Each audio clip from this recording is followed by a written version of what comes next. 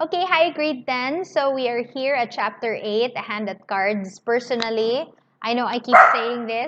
Chanel. Oh my gosh. Okay. Personally, this is really one of my favorite chapters. I know I probably said that a lot, but it's true. Okay, so we begin the chapter. You read all the way until it says. Hold on, I'm gonna pause it for a while. Okay. So I want you to pause and you read when it says, "What is the matter?" Okay, after Miss Pross screams. Okay? So please read, pause. "What is the matter?" said the man who had caused Miss Pross to scream, speaking in a vexed, abrupt voice, though in a low tone, and in English.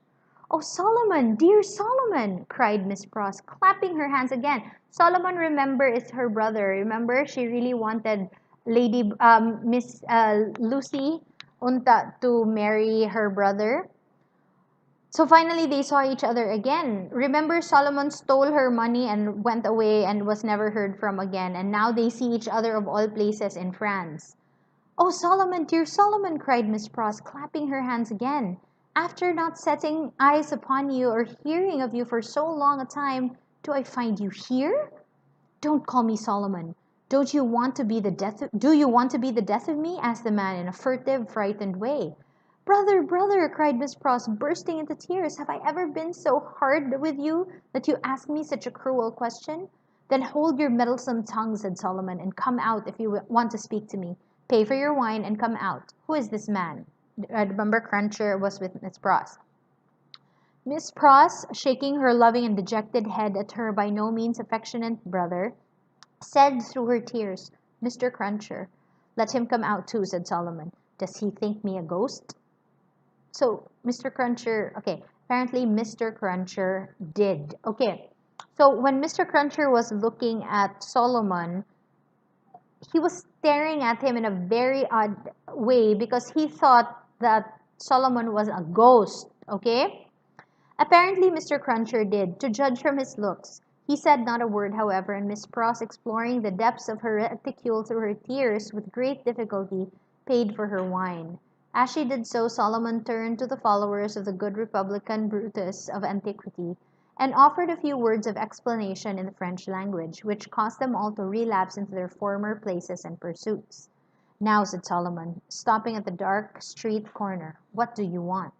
"How dreadfully unkind in a brother nothing has ever turned my love away from," cried Miss Pross, "to give me such a greeting and show me no affection." "There, confound it, there!" said Solomon, making a dab at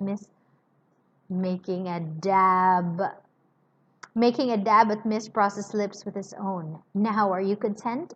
Miss Pross only shook her head and wept in silence. "If you expect me to be surprised," said her brother Solomon, "I am not surprised. I knew you were here. I know of most people who are here. If you really don't want to endanger my existence, which I half believe you do, go your ways as soon as possible and let me go mine. I am busy. I am an official." "My English brother Solomon," mourned Miss Pross, casting up her tear-fraught eyes, "that had the makings in him of one of the best and greatest of men in his native country, an official among foreigners, and such foreigners! I would almost sooner have seen her dear boy lying in his—" "I said so," cried her brother, interrupting. "I knew it. You want to be the death of me. I shall be rendered suspected by my own sister, just as I am getting on." "The gracious and merciful heavens forbid!" cried Miss Pross. "Far rather would I never see you again, dear Solomon, though I have ever loved you truly, and ever shall. Say but one affectionate word to me, and tell me there is nothing angry or estranged between us, and I will detain you no longer."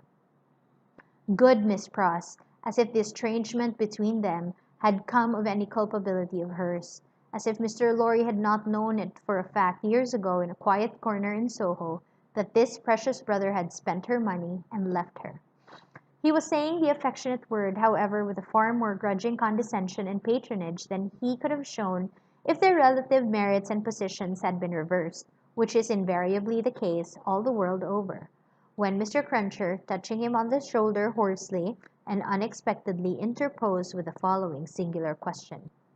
I say, so Mr. Cruncher interrupted this reunion. Might I ask the favor as to whether your name is John Solomon or Solomon John? The official turned towards him with sudden distrust. He had not previously uttered a word. Come, said Miss Cruncher, speak out, you know. Which, by the way, was more than he could do himself. John Solomon or Solomon John? She calls you Solomon, and she must know, being your sister, and I know you're John, you know. Which of the two goes first? And regarding the name of Pros, likewise, that warn't your name over the water. Murag, Solomon, that wasn't your name in England. So Mr. Cruncher knows something. What do you mean? Well, I don't know all I mean, for I can't call to mind what your name was, over the water. No, no, but I'll swear it was the name of 2 syllables. He said, nope, nope, I know your face, and Solomon was not your name in England. You had a different name. It had John in it, and it had 2 syllables. Can you guess already, grade 10? Yeah, the other ones was 1 syllable, you know. You was a spy, witness at the Bailey. What, in the name of father of lies, to own father to yourself, was you called at that time? Barsad, said another voice striking in. That's the name for £1,000, cried Jerry. The speaker who struck in was Sidney Carton. He was in France out of nowhere. And he identified Solomon as John Barsad. He had his hands behind him under the skirts of his riding coat, and he stood at Mr. Cruncher's elbow as negligently as he might have stood at the Old Bailey itself. Don't be alarmed, my dear Miss Pross. I arrived at Mr. Lorry's, to his surprise, yesterday evening. We agreed that I would not present myself elsewhere until all was well, or unless I could be useful. I present myself here to beg a little talk with your brother. I wish you had better employed brother than Mr. Barsad. I wish for your sake Mr. Barsad was not a sheep of the prisons. Sheep was a cant word of the time for spy under the gaolers. The spy, who was pale, turned paler and asked him how he dared. How dare you? I'll tell you, said Sidney. I lighted on you, Mr. Barsad, coming out of the prison of the conciergerie when I was contemplating the walls an hour or more ago. You have a face to be remembered, and I remember faces well. Made curious by seeing you in that connection, and having a reason to which you are no stranger, for associating you with the misfortune of a friend, now very unfortunate. I walked in your direction. I walked into the wine shop here, close after you, and sat near you. I had no difficulty in deducing from your unreserved conversation, and the rumor openly going about among your admirers, the nature of your calling, and gradually, what I had done at random seemed to shape itself into a purpose, Mr. Barsad. What purpose? It would be troublesome, and might be dangerous to explain in the street. Could you favor me in confidence with some minutes of your company at the office of Tellson's Bank, for instance? Under a threat? Oh, did I say that? Carton so cool. Then why should I go there? Really, Mr. Barsad, I can't say if you can't. Do you mean that if you won't say, sir? The spy is irresolutely asked. You apprehend me very clearly, Mr. Barsad. I won't. Carton's negligent recklessness of manner came powerfully in aid of his quickness and skill in such a business as he had in his secret mind, and with such a man as he had to do with. His practiced eye saw it and made the most of it. Now I told you so, said the spy, casting a reproachful look at his sister. If any trouble comes of this, it's your doing. Come, come, Mr. Barsad, exclaimed Sidney, don't be ungrateful. But for my great respect for your sister, I might not have led up so pleasantly to a little proposal that I wish to make for our mutual satisfaction. Do you go with me to the bank? I'll hear what you got to say. Yes, I'll go with you. I propose that we first conduct your sister safely to the corner of her own street. Let me take your arm, Miss Pross. This is not a good city at this time for you to be out in, unprotected, and as your escort knows Mr. Barsad, I will invite him to Mr. Lorry's with us. Are we ready? Come then. Okay, so Mr. Carton wants an appointment with both Mr. Cruncher and Barsad in Tellson's. Look at this girl.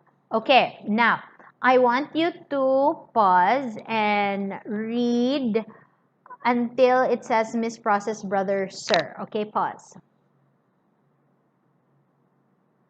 Okay. Miss Process Brother Sir, said Sydney, Mr. Barsad. Barsad? Repeated the old. They were already in thousands. Repeated the old gentleman. Barsad? I have an association with the name and with the face. I told you you had a remarkable face, Mr. Barsad, observed Carton coolly. Pray sit down. As he took a chair himself, sweetheart, I'm going to give you something else to bite other than my finger. There. Okay. I told you you had a remarkable face, Mr. Barsad, observed Carton coolly. Pray sit down. As he took a chair himself, he supplied the link that Mr. Lorry wanted to say to him with a frown. Witness at the trial. Mr. Lorry immediately remembered and regarded his new visitor with an undisguised look of abhorrence.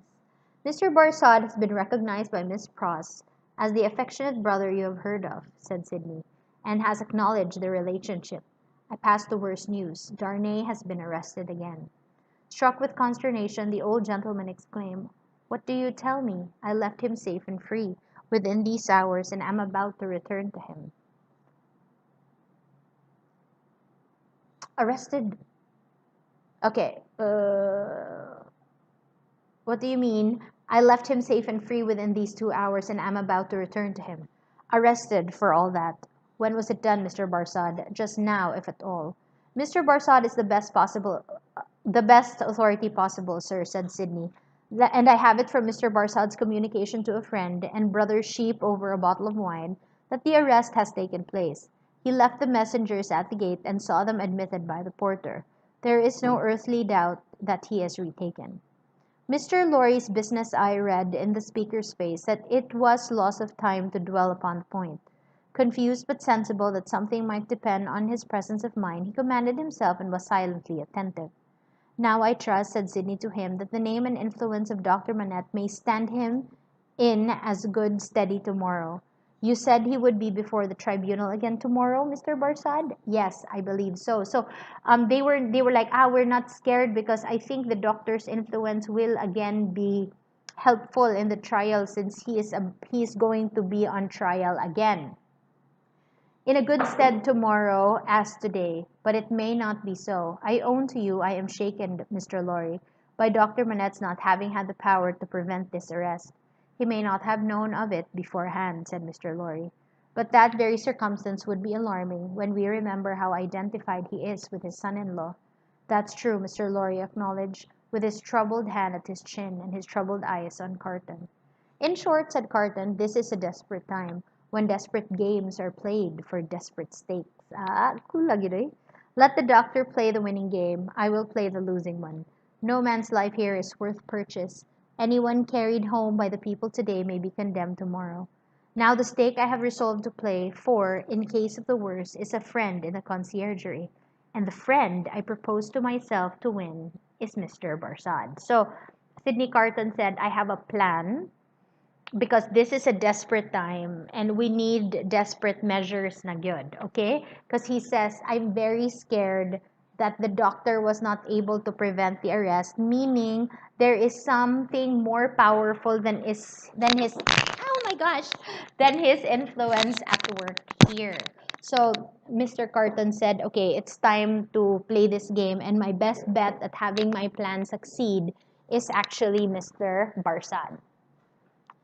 You need to have good cards, sir, said the spy. I'll run them over. I'll see what I hold. Mr. Lorry, you know what a brute I am. I wish you'd give me a little brandy. It was put before him. He drank off a glassful, drank off another glassful, pushed the bottle thoughtfully away. Mr. Barsad, he went on, in a tone of one who was really looking over a hand at cards, sheep of the prisons, emissary of Republican committees, now turnkey, now prisoner, always spy and secret informer, so much the more valuable here for being English, that an Englishman is less open to suspicion of subordination in those characters than a Frenchman, represents himself to his employers under a false name. That's a very good card, Mr. Barsad. So his first card was that John Barsad was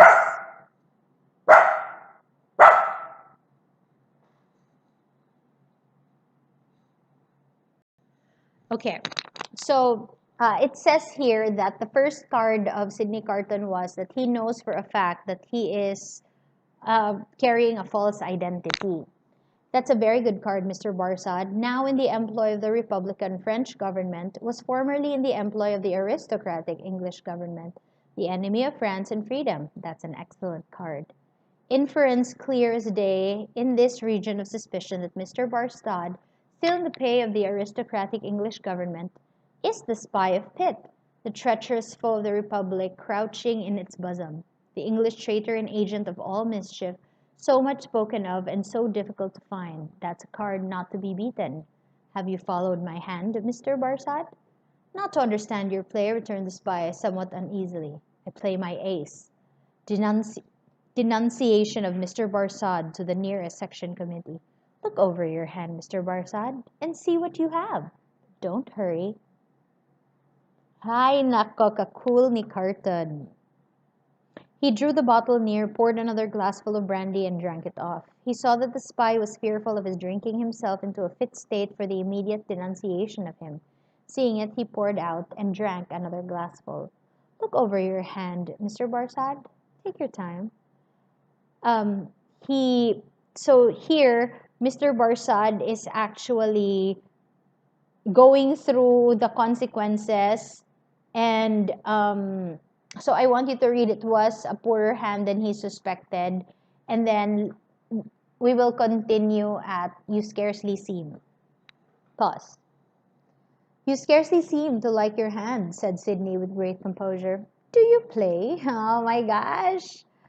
I think, sir, said the spy in the meanest manner as he turned to Mr. Lorry, I may appeal to a gentleman of your years and benevolence to put it to this other gentleman, so much your junior, whether he can under any circumstances reconcile it to his station to play that ace of which he has spoken. I admit that I am a spy, and that it is considered a discreditable station, though it must be filled by somebody, but this gentleman is no spy, and why should he so demean himself to make himself one? I play my ace, Mr. Barsad, said Carton, taking the answer on himself and looking at his watch, without any scruple, in a very few minutes. I should have hoped, gentlemen both, said the spy, always striving to hook Mr. Lorry into the conversation, that your respect for my sister. I could, he dragged pagid Miss Pross, I could not better testify my respect for your sister than by finally relieving her of her brother, said Sydney Carton. You think not, sir? I have thoroughly made up my mind about it. The smooth manner of the spy, curiously in dissonance with his ostentatiously rough dress and probably with his usual demeanor, received such a check from the inscrutability of Carton, who was a mystery to wiser and honester men than he, that it faltered here and failed him, while he was at a loss, Carton said, resuming his former air of contemplating cards. And indeed, now I think again, I have a strong impression that I have another good card here, not yet enumerated. That friend and fellow sheep who spoke of himself as pasturing the country prisons. Who was he? French. You don't know him? Said the spy quickly. French, eh? Repeated Carton, musing and not appearing to notice him at all, though he echoed his word. Well, he may be. Is, I assure you, said the spy, though it's not important. Though it's not important, repeated Carton in the same mechanical way. Though it's not important. No, it's not important. No. Yes, I know the face. I think not. I am sure not. It can't be, said the spy. It can't be, muttered Sydney Carton retrospectively and idling his glass, which fortunately was a small one. Again, can't be. Spoke good French, yet like a foreigner, I thought. Provincial, said the spy. No, foreign, cried Carton, striking his open hand on the table as a light broke clearly in his mind. Cly! Disguised, but the same man. We had that man before us at the Old Bailey. Now there you are hasty, sir, said Barsad, with a smile that gave his aquiline nose an extra inclination to one side. There you really give me an advantage over you. Cly, who I will unreservedly admit, at this distance of time, was a partner of mine, has been dead several years. I attended him in his last illness. He was buried in London, at the church of St. Pancras in the Field.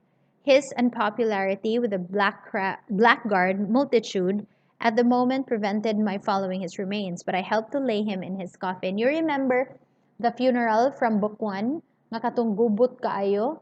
And this is actually the funeral that, anyway, so there was a funeral. Here Mr. Lorry became aware from where he sat of a most remarkable goblin shadow in the wall. Tracing it to its source, he discovered it to be caused by a sudden extraordinary rising and stiffening of all the risen and stiff hair on Mr. Cruncher's head. "Let us be reasonable," said the spy. "Let us be fair, to show how mistaken you are, and what an unfounded assumption yours is. I will lay before you a certificate of Clyde's burial, which I happen to have carried in my pocketbook." How convenient! Why would you be carrying someone's death certificate in your pocketbook? With a hurried hand he produced and opened it. "Ever since, there it is. Oh, look at it, look at it. You may take it in your hand. It's no forgery."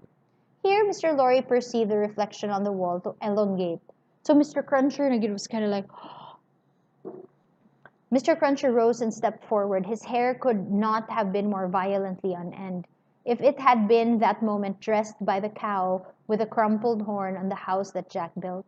Unseen by the spy, Mr. Cruncher stood at his side and touched him on his shoulder like a ghostly bailiff. "That there, Roger Clymaster," said Mr. Cruncher with a taciturn and iron-bound visage. "So you put him in his coffin?" "I did." "Who took him out of it?" You remember Cruncher tried to get a body, and when he opened it, he kept saying recalled to life because the coffin was empty. Barsad leaned back in his chair and stammered, "What do you mean?" "I mean," said Mr. Cruncher, "that he, hold on, my mom's calling. Is it recording? Yeah. "I mean," said Mr. Cruncher, "that he weren't never in it." So when he said, who took him out? Because Cly was not in his coffin. That he weren't never in it. "No, not he. I'll have my head off if he was ever in it." The spy looked round at the two gentlemen. They both looked in unspeakable astonishment at Jerry. "I tell you," said Jerry, "that you buried paving stones and earth in that there coffin." It was only stones and like soil. "Don't go and tell me that you buried Cly. It was a take-in. Me and two more knows it." "How do you know it?" "What's that to you, ecod?" growled Mr. Cruncher. "It's you. I have got an old grudge again. Is it, with your shameful impositions upon tradesmen? I'd catch hold of your throat and choke you for half a guinea." Sydney Carton, who, with Mr. Lorry, had been lost in amazement at this turn of the business, here requested Mr. Cruncher to moderate and explain himself. "At another time, sir." Okay, so I want you to read. I'll just read it na lang. "At another time, sir," he returned evasively. "The present time is ill-convenient for explaining. What I stand to is that he knows well what, that there Cly was never in that there coffin. Let him say he was, in so much as a word of one syllable, and I'll catch hold of his throat and choke him for half a guinea." Mr. Cruncher dwelt upon this as quite a liberal offer. "Or I'll out and announce him." "Humph, I see one thing," said Carton. "I'll hold another card, Mr. Barsad. Impossible, here in raging Paris, with suspicion filling the air, for you to outlive denunciation when you are in communication with another aristocratic spy of the same antecedents as yourself, who moreover has the mystery about him of having feigned death and come to life again. A plot in the prisons of the foreigner against the Republic. Strong card, a certain guillotine card. Do you play?" "No," returned the spy. "I throw up. I confess that we were so unpopular with the outrageous mob that I only got away from England at the risk of being ducked to death, and that Cly was so ferreted up and down that he would have got away at all but for that sham. Though how this man knows it was a sham is a wonder of wonders to me." Never you trouble your head about this man," retorted the contentious Mr. Cruncher. "You'll have trouble enough with giving your attention to that gentleman. And look here once more." Mr. Cruncher could not be restrained from making rather an ostentatious parade of his liberality. "I'd catch hold of your throat and choke you for half a guinea." The sheep of the prisons turned from him to Sydney Carton and said, with more decision, "It has come to a point. I go on duty soon, and I can't overstay my time. You told me you had a proposal. What is it? Now, it is of no use asking too much of me. Ask me to do anything in my office, put my head in great extra danger, and I had better trust my life to the chances of a refusal than the chances of consent. In short, I should make that choice. You talk of desperation. We are all desperate here. Remember, I may denounce you if I think proper, and I can swear my way through stone walls, and so can others. Now what do you want from me? Not very much. You are a turnkey at the conciergerie. Conciergerie is the jail. I tell you once for all that there is no such thing as an escape possible. So he said, "Nga, if you're thinking that you're gonna make Darnie escape, it's impossible." The spy said the spy firmly. Why need you tell me what I have not asked? You are a turnkey at the conciergerie? I am sometimes. You can be when you choose. I can pass in and out when I choose. Sidney Carton filled another glass with brandy, poured it slowly out upon the hearth, and watched it as it dropped. It being all spent, he said, rising. So far we have spoken before these two, because it was all well that the merits of the cards should not rest solely between you and me. Come into the dark room here, and let us have one final word alone. So what he wanted from got when he finally got Barsad to surrender and say, okay, what do you want from me? When he was able to blackmail him, he said, okay, let's speak privately, just you and me. Oh my gosh.